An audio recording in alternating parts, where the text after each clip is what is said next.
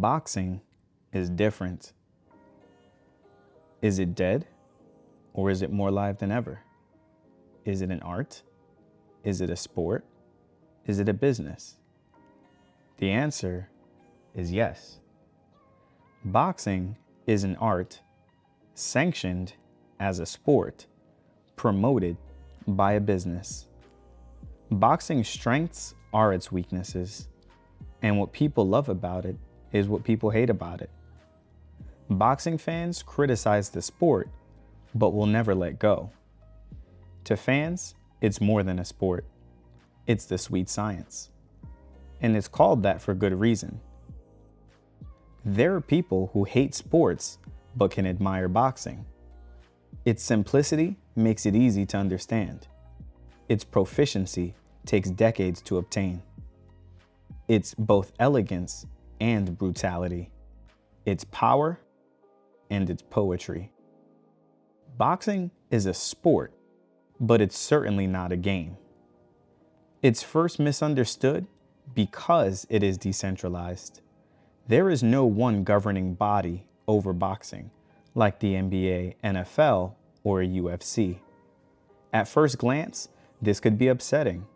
We want more fights more often. This is where organizations like the UFC shine. They put on predictable cards and they put them on a predictable schedule.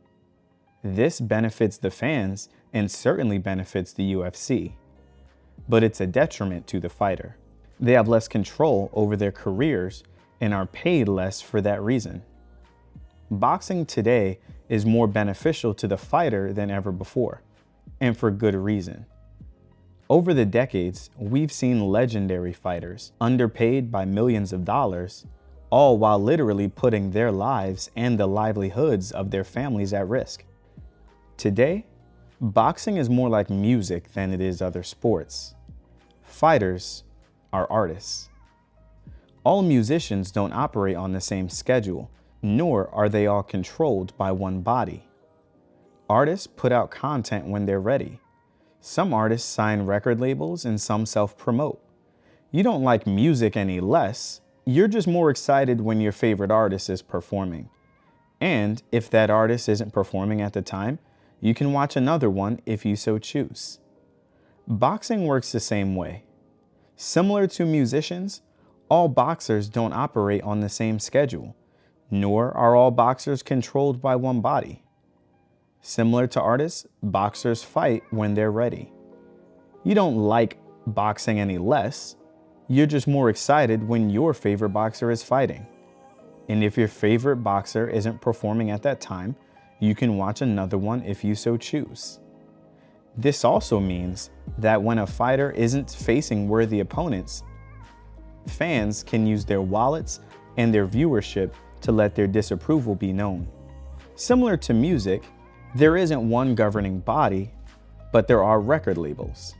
In boxing, there are promoters. Some boxers sign with promoters and some self-promote. Promoters today specialize in one thing: relationships. Specifically, relationships with network platforms. Networks both host the fights on their respective platforms, but they also invest money into the fighter if there are chances that the fighter will bring in more viewership. If you're an up-and-coming athlete, for example, you'd likely be interested in a promoter who promises that your performance would be shown on ESPN or Showtime. Some fighters fight exclusively on one platform through contract agreements, and some will go to whoever offers the most money for their next fight. Boxing is doing fine. It's alive and well. And how do you measure whether or not an industry is doing fine? Well, you follow the money. As angry as fans get with boxing, when it's all said and done, fans still want to see two supreme athletes scrap it out in the squared circle. Floyd Mayweather was right when he said, "Whether you pay to see me win or whether you pay to see me lose, either way, you're going to pay." The numbers show that he wasn't wrong. If you remember nothing else from this, remember this: boxing is an art, sanctioned as a sport and promoted by a business. And what people love about it is what people hate about it. Its strengths are its weaknesses. Boxing doesn't die because a fighter retires. It lives on because a new one always rises to carry the torch. And as much criticism as it receives, we are still willing to pay for the fights.